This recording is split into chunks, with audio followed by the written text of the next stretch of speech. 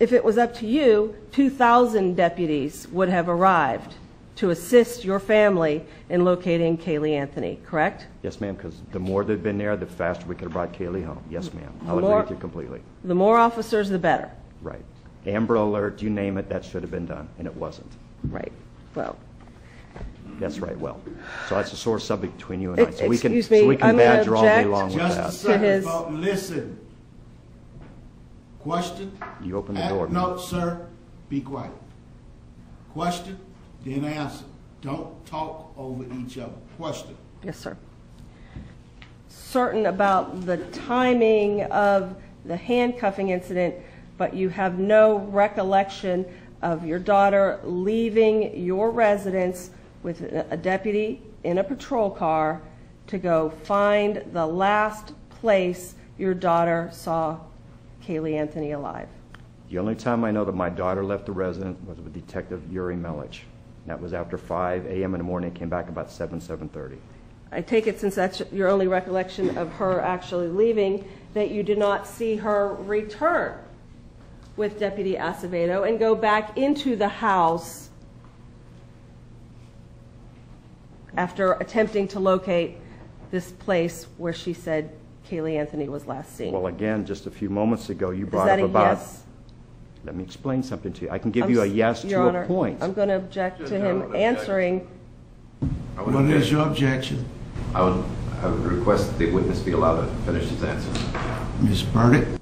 My objection is he's not being responsive. He wants to answer some other question rather than the yes or no question that I'm asking him about him recalling somebody returning to a residence. Mr. Baez? I think we should hear his answer before she makes her objection.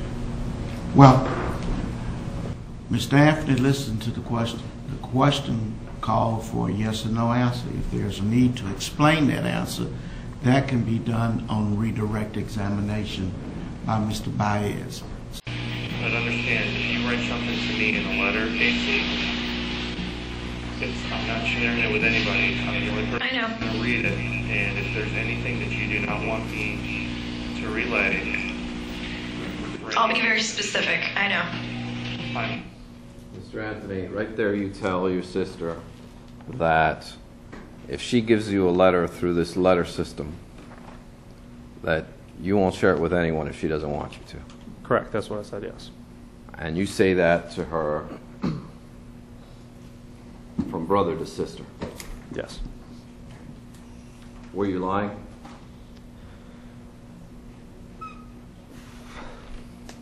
Maybe.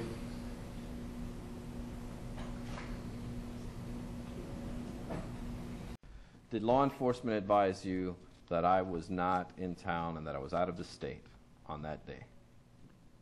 There could have been some mention of that. I don't specifically remember them telling me that at that time, but I do remember what I just told you, what I remember happened, why I couldn't get in to see her. Do you know that that entire conversation in the car was recorded? No, sir, I did not. Are you finding that out today? I'm finding that out today. Okay. Did there become a situation where, I'm sorry to be able to be the one to tell you that, did there come a situation where the visit could not take place because a lawyer from my office was present at the jail? Yes. And did that lawyer at the jail prevent the visit from taking place? Yes, sir. And they also told you that there were also some photographs that were going to be released to the public. Do you recall that? I remember the exact words from Sergeant Allen was explicit photographs of my daughter. Explicit photographs, like maybe nude photographs? That particular wasn't said, but when it said explicit, yeah, my mind raced as far as what could possibly be out there. I mean, I don't know. Maybe photographs of your daughter in some compromising position or something like that.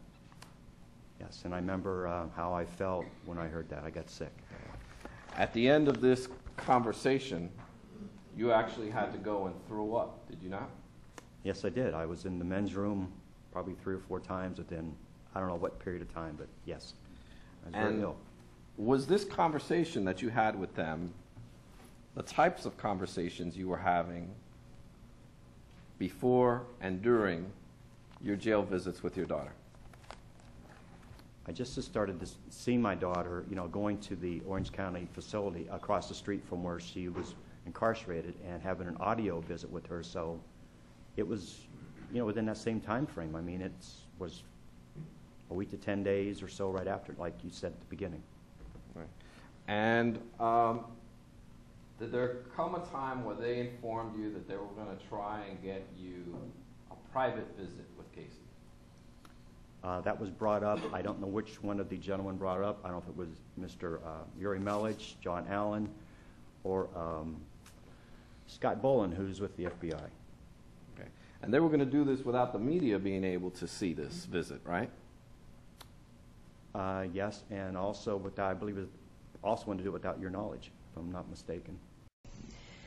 It's true, is it not, that at some point in that morning prior to the arrival of Detective Allen, you overheard Casey on the phone.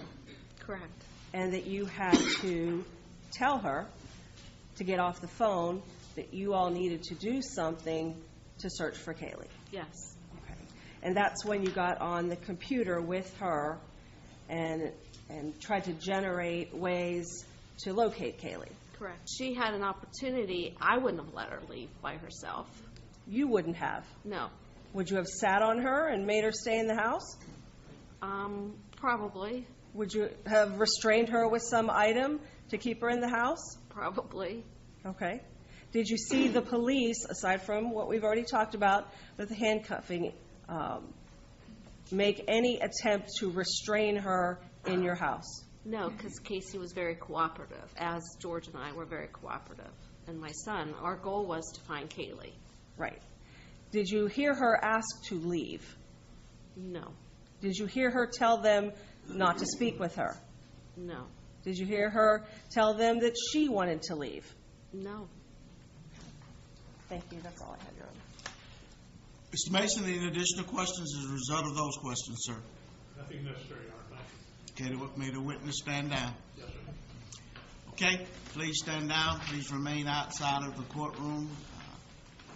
Again, do not discuss your testimony or view the testimony of any other witness through any of these new electronic means.